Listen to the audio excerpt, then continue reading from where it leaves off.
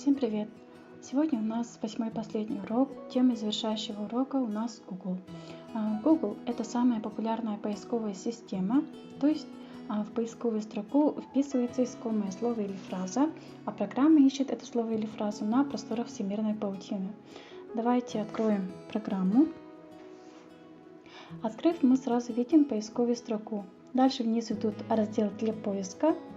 Это закладки, список для чтения, недавние вкладки и история.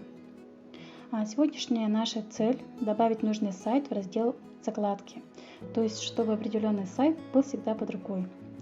В поисковую строку пишем рецепт рыбного пирога.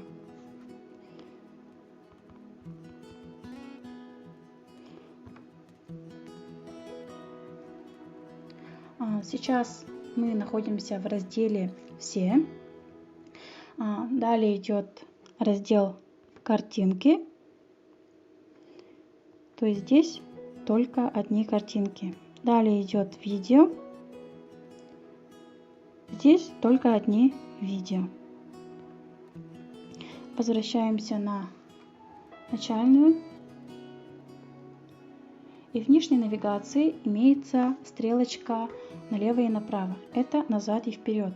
Далее идет знак плюс. Это добавление вкладки. Далее квадратик с цифрой.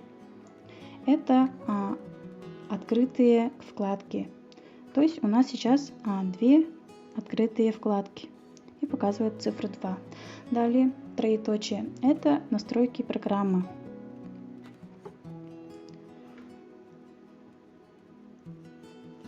Давайте откроем первый сайт. Пускай это будет у нас сайт russianfood.com. Внутри есть различные рецепты пирога. И открываем любой понравившийся рецепт. Открываем.